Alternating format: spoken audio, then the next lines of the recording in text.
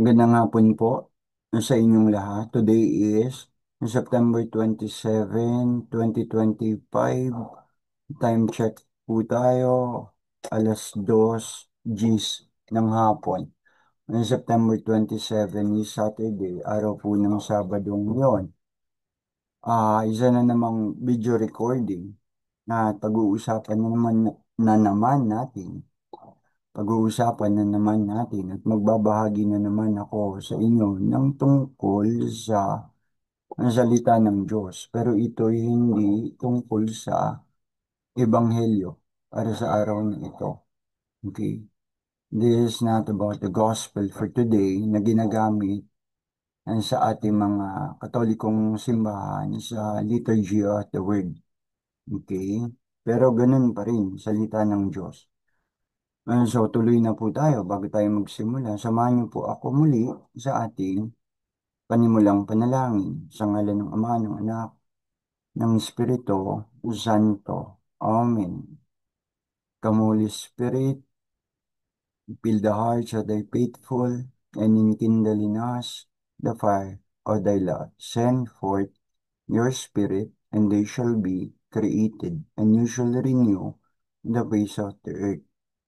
Glory be to the Father, and to the Son, and to the Holy Spirit, as it was the beginning, is now, and ever shall be, world without end.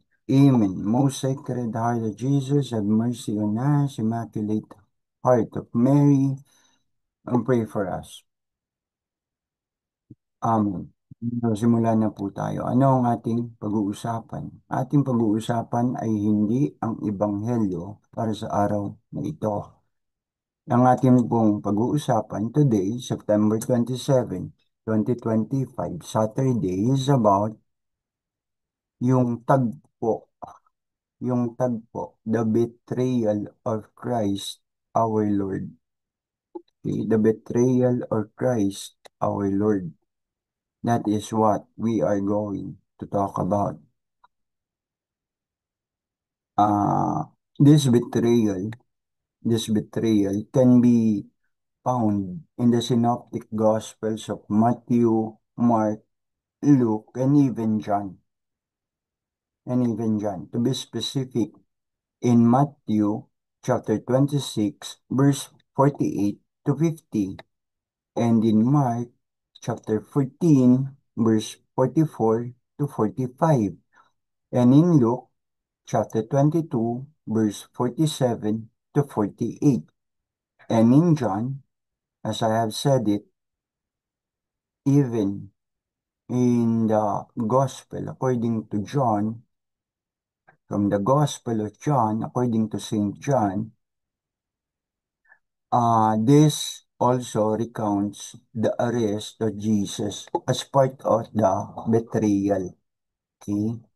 The Gospel of John recounts the arrest of Jesus in John chapter 18, verse 2 to 5, but does not specifically mention Judas, the betrayer, giving Jesus the keys of betrayal. Okay? And so, the betrayal of Christ, our Lord, can be seen from the synoptic gospels of Matthew, Mark, Luke, and John, even with John. And so, mentioning the synoptic gospels, it then becomes a question to us. A question to us is, what are these synoptic gospels? What are the synoptic gospels? The meaning of the term synoptic gospels within the Catholic Church is the same as its general theological meaning. The synoptic gospels are the first three gospels of the New Testament according to Matthew, according to Mark, and according to Luke. The term synoptic comes from the Greek word synopsis, which means seen together or viewed with the same eye. Viewed with the same eye.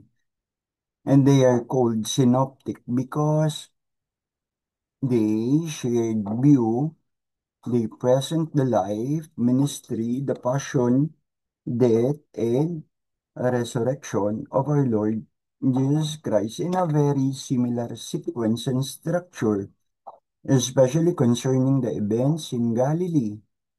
Shared view, similar content, they share a large amount of the same stories, miracles, and sayings of Jesus, often with identical or nearly identical wording in the original Greek. And then third, the contrast with John. The contrast with John. This close relationship stands in contrast to the Gospel of John, which was written later, uses very different language and focuses on distinct events and theological discourses. The Catholic Church recognizes this close relationship and similarity in content, which is why they are often studied together to help understand the literary connections and historical context of Jesus' life. The Church also emphasizes that while they share content, each gospel is still a unique, divinely inspired testimony written by a different author for a specific audience and with a distinct theological focus. That is Synoptic Gospels. The reference, online reference, I hasted reading the whole information, but you can look for it using the same precise question. This is the question. What are the synoptic gospels according to our Catholic Church? The same thing with the question, where can I found in the Bible the scene, ang tagpo where Jesus, our Lord, was betrayed by the betrayer, Judas. Okay? Kamali ako doon. Nagkamali ako doon. The Lord was betrayed by the betrayer, Judas. Okay? Judas. So again, Synoptic Gospels. Sa mga Synoptic Gospels niyan, if we are to look at it as in together, viewed with the same eye, the eye of faith, makikita natin ang mga account, ang mga tagpo ng pagtataksil ni Judas na sa ating Panginoong Heso Kristo. Okay? So, i-attach ko na lang po yung mga yung mga books, yung Synoptic Gospels na iyan from Matthew, Mark, Luke, and even John para sa tagpo na maipakita ang pagtataksil ni Judas sa Panginoon. Okay? So, ang reference again, it's an online reference. Pwede niyong hanapin din yan gamit ang katulad na katanungan. Ano ang Synoptic Gospels ayon sa ating Katolikong simbahan? At pwede rin saan makikita sa Biblia mga tagpo kung saan si Jesus sa tagpong yun ay pinagtaksilan siya ni Judas Iscariot. And so with all honesty, one time I was asked by a fellow teacher. The question was from a fellow teacher. The question was, Sir, did you already read the Gospel of Judas? And so I said my piece about it. Not yet, not yet, not yet, Papu sir. But I hold or held something back. Yes, I don't. This is what I held back or hold back. I don't believe it. Hindi ako naniniwala doon. The Gospel of Judas. I don't believe it. If something like that exists, narinig ko na rin siya minsan. I think nag-exist talaga siya. The Gospel of Judas. I will not believe pa rin. Even if it exists, the Gospel of Judas, I will not believe it either. I mean, what do you expect from a betrayer? Okay. Anong inaasahan mo sa isang taksil? What do you expect from a betrayer? Di ba? Anong inaasahan mo sa isang taksil? This is between this is between teacher and teacher, ha? This is between teacher and teacher. He continued, sabi niya, Jesus, as they were saying, may anak si Jesus dahil sa sexual na relasyon sa isang babae. May anak si Jesus dahil sa isang sexual na relasyon sa isang babae. Hmm. Dun pa lang, dun pa lang, sablay na yon. Mali na yon. And from that, simple lang, Zer, I am not interested. Hindi ako interesado. Diyan sa Gospel of Judas na yun, hindi ako interesado. Kung yun pa lang ang bungad, may anak si Jesus dahil sa sexual na relasyon sa isang babae. I am not interested. First, why should I be interested sa isang bagay o sa isang tao na alam kong taksil? Why should I take interest to something that is not true? A, a blatant lie. A very obvious lie. Gospel of Judas. Sasabihin, may anak si Jesus dahil sa sexual na relasyon sa isang babae. It's a blatant lie. It's a very obvious lie. I'm not interested. Hindi ako interesado. I'm not interested. Talaga. With all honesty. Okay. The enemy, itong kaaway, the enemy, we have the common enemy. The enemy will keep on sowing kasinungalingan. The enemy will keep on sowing kasinungalingan. He will keep on sowing lies. And Satan is the father of all lies. Siya ang ama ng mga kasinungalingan. And we must always remember that. Si Satanas ay ama ng kasinungalingan. Okay? Isang kasinungalingan yun. May anak si Jesus dahil sa isang sexual na relasyon sa isang babae. Masama yun. Part of it is, parang ganito yun sa utos ng Diyos. Do not, do not bear false witness to your neighbor. Sa kapwa-tao lang yun, ha? Huwag kang sasaksi ng hindi totoo sa kapwa mo tao. Huwag mo siyang pagbibintangan ng isang bagay na hindi totoo. Sa tao lang yun. Sa tao lang yun. Paano pa kung gagawin mo sa Diyos? Sabi mo sa akin, pagbibintangan mo si Jesus, may anak dahil sa sexual na relasyon sa isang babae.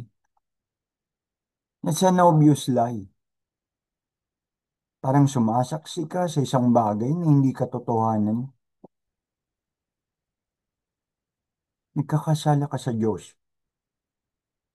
Nagkakasala ka sa batas ng Diyos. Sabi ng isang santo sa kanyang account na ma-encounter niya ang demonyo. Sabi ng isang santo,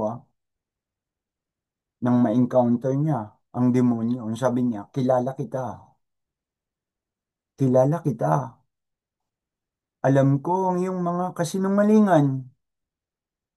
Alam ko ang mga panghuhumaling mo o tukso mo para magkasala ang tao. Kilala kita. Alam ko ang layunin mo. na maipahamak ang aming mga kaluluwa. Ano sabi nung santo sa demonyo? Alam ko ang layunin mo na maipahamak ang aming kaluluwa. Ang pinakalayunin mo na maihiwalay kami sa Diyos. Kilala kita, ama ka ng kasinungalingan. Ama ka ng kasinungalingan. And so are we. What are we? Are we going to let ourselves to be deceived by this father of lies, ama ng mga kasinungalingan, Satanas? Are you going to allow yourself to be deceived by the father of lies, si Satan?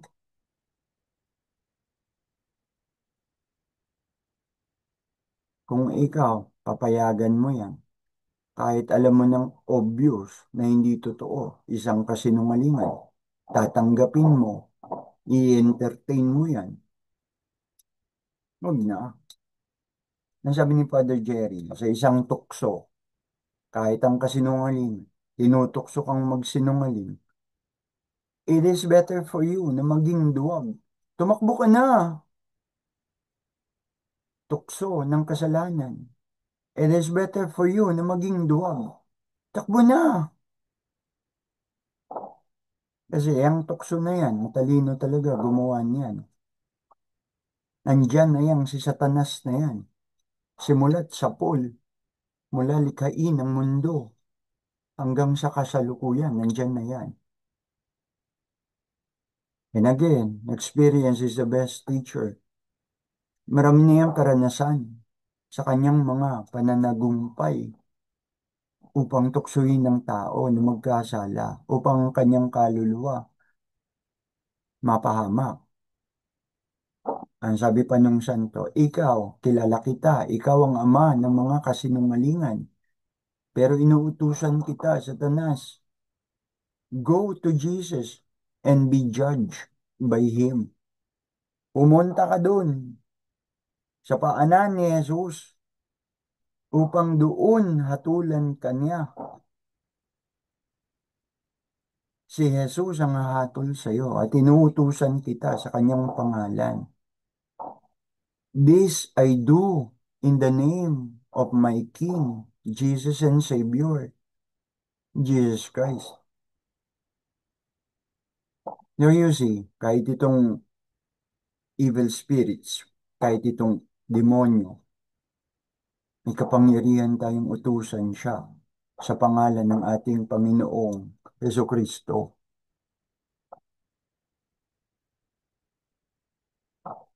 Sagip tayo, covered tayo ng banal na dugo ng Panginoong Jesucristo. So always prayer natin, Jesus, cover me with your most precious blood. Yun pa lang, yun pa lang. Jesus, cover me with your most precious blood. Yun pa lang, protected ka na. Eto, samahan mo pa. Hail Mary, full of grace, the Lord is with you. Blessed are you among women, and blessed is the fruit of thy womb, Jesus. Holy Mary, Mother of God, pray for us, sinners now, in the hour of our death. Amen. Samahan mo pa nun. And you know, sabi ng demonyo, nang minsan iposes niya ang isang tao, bakit ka ba takot na sa pangalan ng mahal na Birhen? Kasi yun ang sinabi ng Diyos. Dudurugin, dudurugin ang ulo ng ahas. Tatapakan ng mahal na Birhen kasama ang kanyang mga anak. At anong gagawin ng ahas? Kakagatin ang kanyang sakong. Kakagatin ang kanyang sakong. Dudurugin ng babae ang iyong ulo at kakagatin mo ang kanyang sakong. Yung sabing pagkagat ng sakong, may kakayahang magkaroon ng intensyon na saktan. Nasamang saktan ng mga anak niya. Bakit ka ba takot na takot sa pangalan ng mahal na Birhen? Bakit ka ba ayaw na ayaw mong marinig yung Hail Mary, Holy Mary?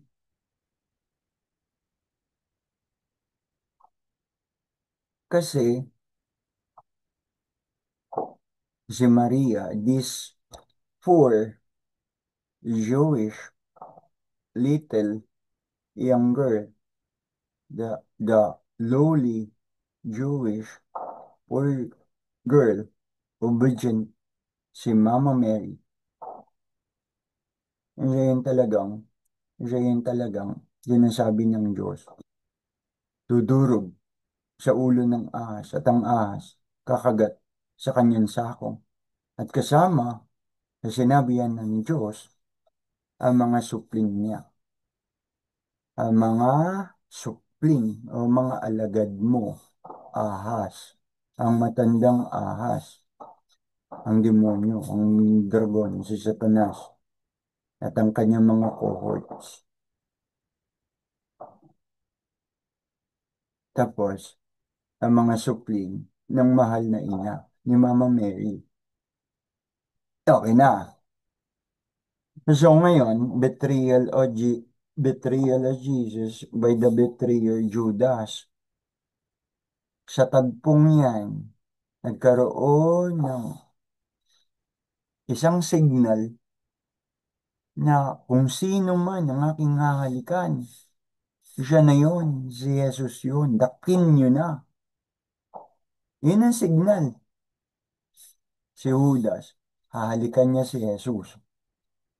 Yun yung betrayal kiss. Hahalikan ni Judas si Jesus. Kapalit ng mga silver na pera. Okay, 30 pieces. Hinalikan nga niya si Jesus.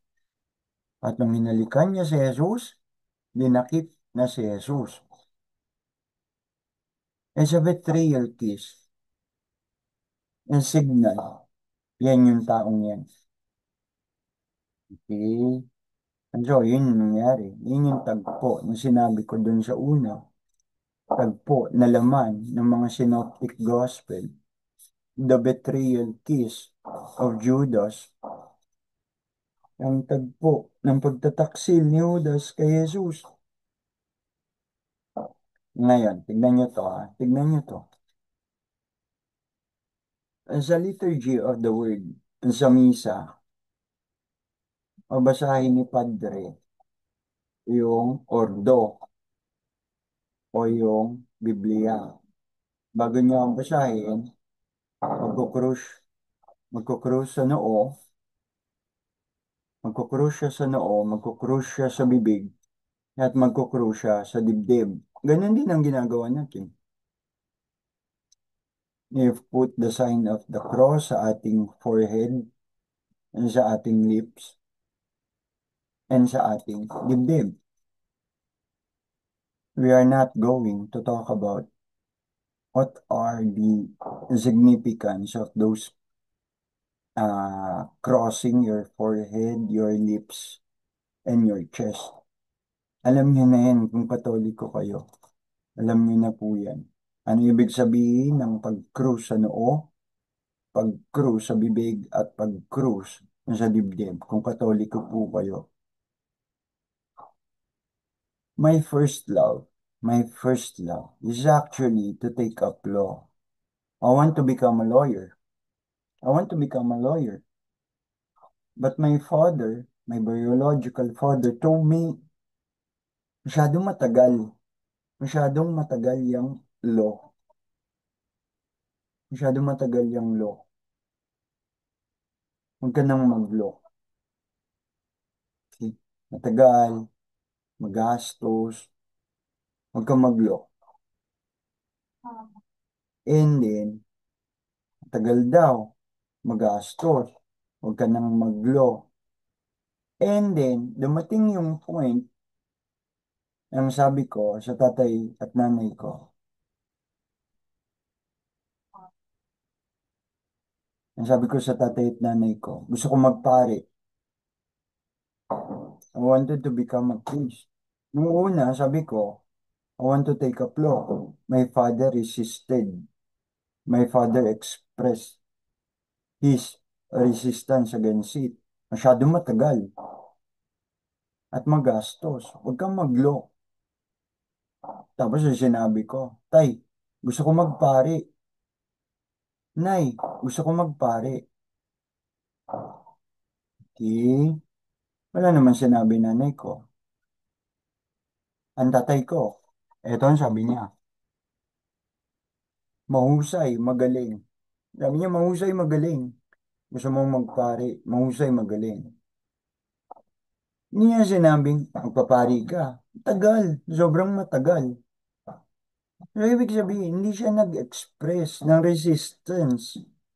Nung una, ayun niya akong mag-abogado kasi matagal. Tapos ngayon, sasabihin ko sa'yo, gusto ko magpari. Tapos, tapos, ang expression niya is a support. Is an expression of support. Eh, pareho lang naman yun eh. Sobrang tagal ng pagkuha ng abogasiya. Sobrang tagal din ng pagpapari. Pero tignan nyo, yung una na sinasabi niyang sobrang tagal, pag-aabogado, tinanggihan niya, ayaw niya. Tapos, nung sinabi ko, gusto ko magpare. Hindi siya tinanggihan. Ang sinabi niya, magaling, maganda. Maganda yan. And so my father expressed his strong and even fiery support about it. Pero sabi niya, pag iyan, nagpari ka, kailangan mo magkaroon ng unang ganito, pagsunod, obedience, pagsunod, obedience. Katulad ng nasa katungkulan ka, teacher ka, tapos ang head mo naguto sa'yo, o gawin mo ito, without complaint, susunod ka. Walang anumang reklamo, di ba? Susunod ka. Utos ng superior mo eh. Ano, kaya mo ba yon? Kaya mo ba yon, Ronnie? Obedience. Sabi ng tatay ko sa akin, mula pa lang doon. Mula pa lang doon. So you see, mabuting tao ang tatay ko. Sumalangit nawa ang kanyang kaluluwa at sana tapos na ang kanyang paghihirap sa purgatorio na sana andun na siya kasama ng Panginoon. Mabuti siyang tao at maraming bagay na ginagawa ako para din naman sa kanyang kaluluwa. Mga kaluluwa ng mga mahal ko sa buhay, kaluluwa ng tatay ko, kaluluwa ng biyenan ko, kaluluwa ng mga kapatid ko. Mula dito, sa mga ginagawang ito, kahit papano, kasama sa dasal ko yung sana wala na sila doon sa temporary na paghihirap. Wala na sila sa purgatorio. Ewan ko, naniniwala kayo sa purgatorio. And so you see, this is also one of the reason. Mahal ko sila. Mabubuti silang tao. Kasama sa ginagawa kong panalangin. Sana yung mga taong mahal ko, ang kanilang mga kaluluwa, nahangin na sa pansamantalang hirap. Pinagpala ako, mabait yung tatay ko na yun. At pinagpala din ako, mabait yung naging biyenan ko. Pareho na silang patay.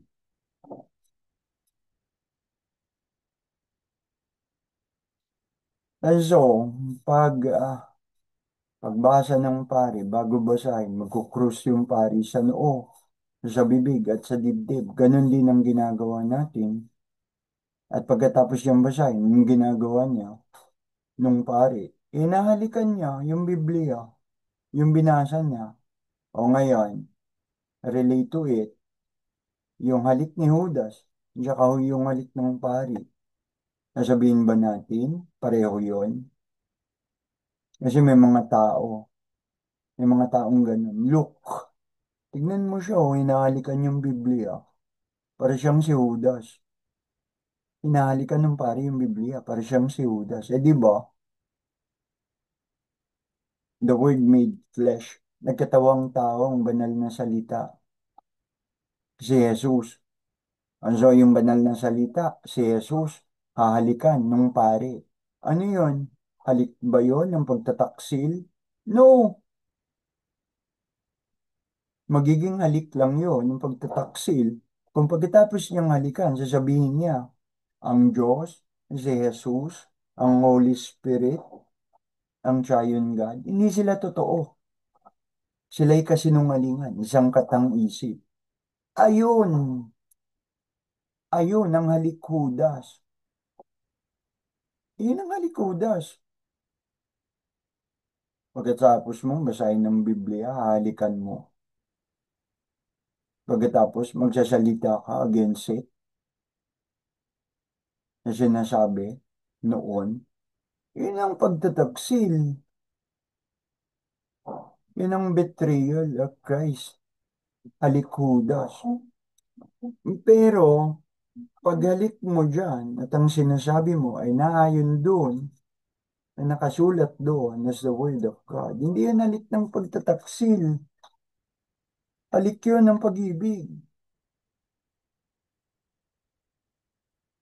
Halik yun ng pag-ibig. Ang mga pare, marami talaga yung sinakripisyo yan sa buhay. Umiiyak yung mga yan kahit di nila ipakita. Alam ko, umiiyak din yan kahit di nila ipakita. Umiiyak din yan kahit di nila itago. Kahit itago nila. Umiiyak yan. Naniniwala ako dyan. Kasi makasalanan din yan mga yan. So ano, bilang makasalanan at sila'y naglilingkod sa Diyos, bawat kasalanan ng mga yan ay isang sigaw ng konsensya nila sa kanila. Ikaw ba naman, sigawan ka ng konsensya mo? Ilita niya mga kasalanan mo, hindi ka iiyak. Iiyak ka dyan. Alam ko, may iyak yan. Kahit itago nila yan, kahit hindi nila ipalam yan, umiiyak yung mga yan. Malakit maraming sakripisyo ang ginawa ng mga yan. Biruin mo ba naman, hindi ka magkakaroon ng pamilya ng sariling sa iyo. Hindi ka magkakaroon ng anak. Hindi ka magkakaroon ng asawa. Hindi ka magkakaroon ng anak. Hindi ka magkakaroon ng pamilya na sa iyo. O hindi ba malaking sakripisyo yon? Isa din yan kung bakit di ako nagtuloy. Gusto ko magkaanak. I want to have a children of my own. I want to have a children of my own. I want to have a family of my own. And God blessed me to have it. Marami ang sakripisyo. Ikaw ba naman eh? Utusan ka, sige. Sabi nga ng tatay ko, kaya mo ba yon? Obedience, kaya mo ba yon? O kung saan saan nakakarating yan. Kahit sa mga delikadong lugar, liblib na lugar. Padala ka sa mga kabundukan, sa mga liblib na lugar. Padala ka sa mga kagubatan, sa mga lugar na ang paniniwala laban sa mensahe ni Jesus. Kaya mo,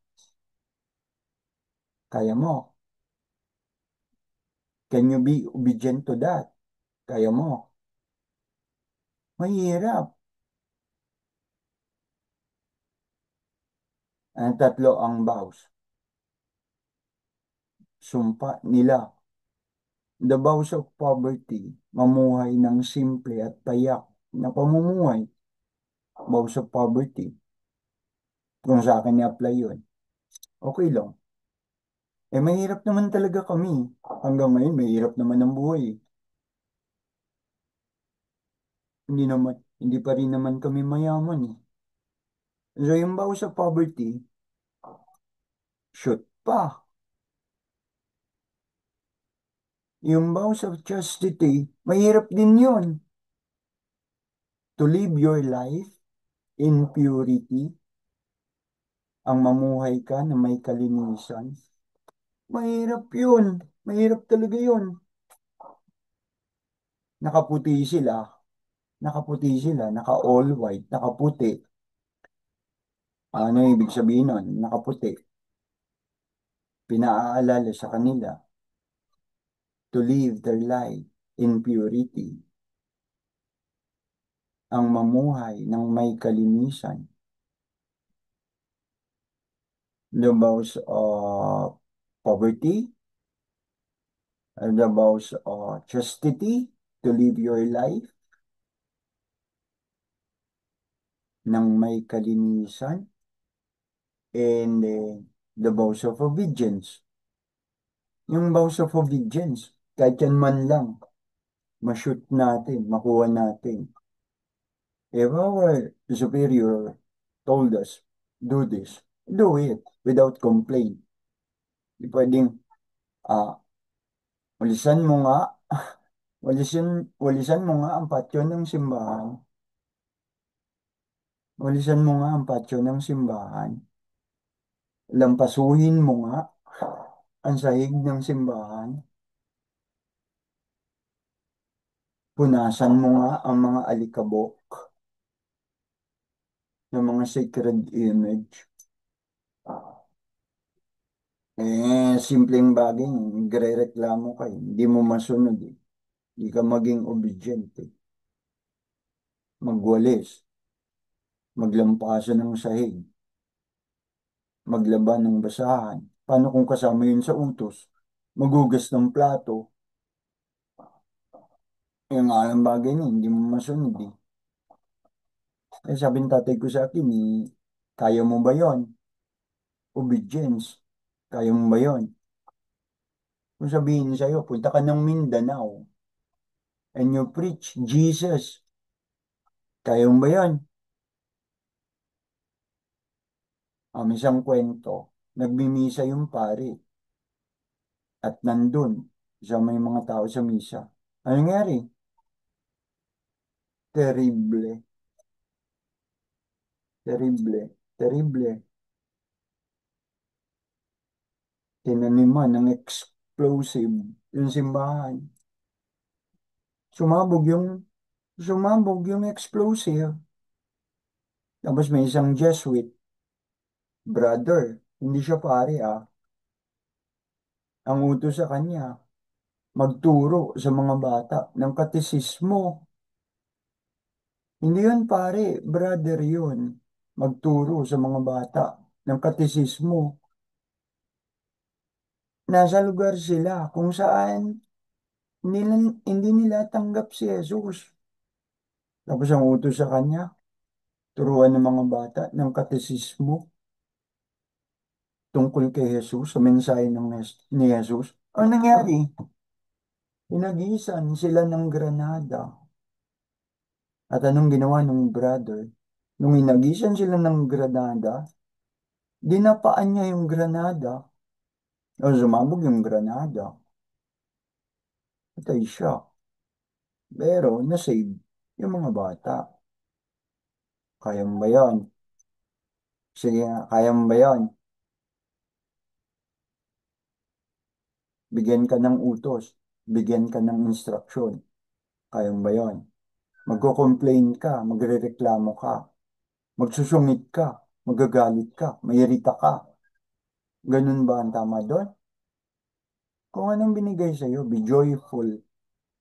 Matuwa ka para gawin yon. Be joyful. Hindi lahat binibigyan ng pagkakataon na maglingkod.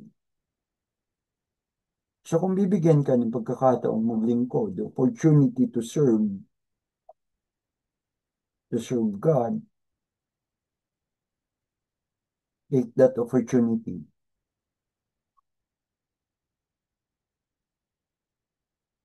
Kaya anumang kabutihan ang maari kong may sagawa, tulutan mong magawa ko ngayon ang mga bagay na ito. Ba? Sapagkat anumang kabutihan maaari kong magawa ngayon, tulutan mong magawa ko ito sapagkat hindi na ako muli daraan sa mga landas na ito ngayon, hindi bukas at hindi sa nakaraan. Ngayon, today, now. Kasi maraming tao, ang isip nila engross sa nakaraan. Punong-puno ang isip nila sa nakaraan. Or punong-puno ang isip nila sa darating. The past and the future. Past na yun eh. May magagawa ka pa ba dun? Past na nga yun. And also the future, may magagawa ka ba sa future? Padating pa lang yun eh. And so what is the most important? It's now. Today, now. Not tomorrow, not yesterday, but now. So every opportunity given for you to serve and to manifest your love to God, do it. Gawin mo. Do it. Dahil hindi lahat ng tao binibigyan ng pagkakataon para maglingkod. Be glad about it. Matuwa ka. Magalak ka. Hindi lahat binibigyan ng pagkakataong maglingkod. Yung iba nga, binigyan na ng pagkakataong maglingkod, hindi pa rin ginagawa eh. At kung gawin man, madaming reklamo. So you see, ganun po yun. Ang sabi niya Saint Augustine, our our hearts, our soul, our mind will be restless until they rest in God. Ibig sabihin, matatagpuan lang natin ang kapayapaan ng ating mga sarili, ng ating isip, ng ating kaluluwa, ng ating puso. Matatagpuan lang natin yan kapag inilagay na natin ang sarili natin sa kalooban ng Diyos. Our hearts will still be restless.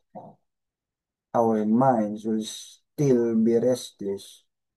Everything in us will still be restless. Di matatahimik, di mapapayapa. Until ilagay natin ang ating sarili, ang ating buong sarili sa Diyos.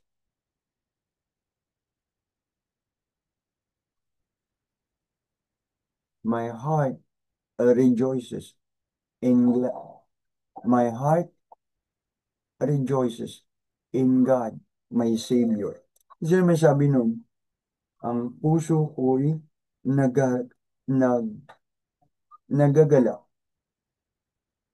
sa Diyos na aking tagapagligtas.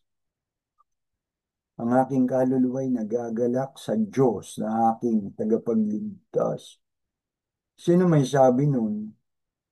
Sino may sabi nun?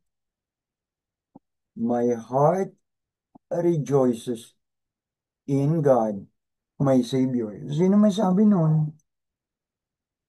Si Mama Mary. Si Mama Mary na ini-ignore ng marami. Si Mama Mary na winawalang hiya ng marami.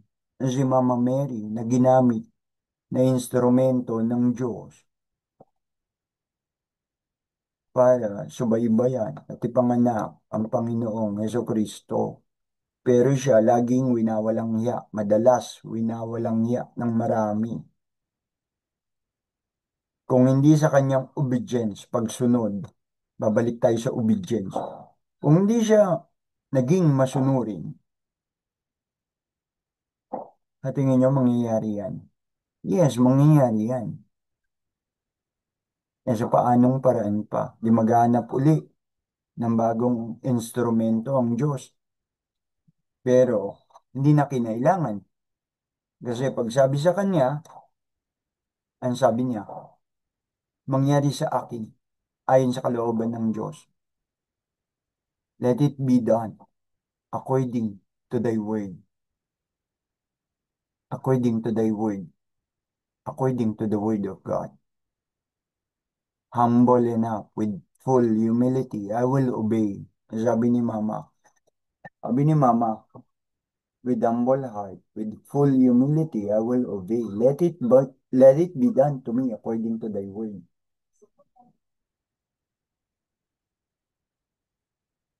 Andun sa kanya yon. Humility, obedience, and surrender. Sinuko niya na ang lahat.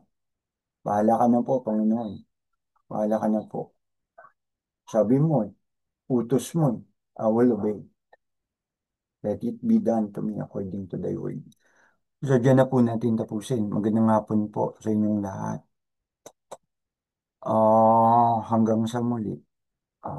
Patuloy niyo po akong ipanalangin at isama niyo na po sa inyong mga panalangin ng aking pamilya, ang aking pamilya. Yan lang po ang inihiling ko sa inyo.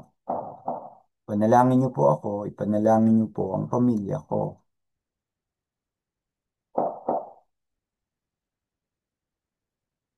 Maraming salamat po sa inyo, Sir Aaron po ito. Hanggang sa muli.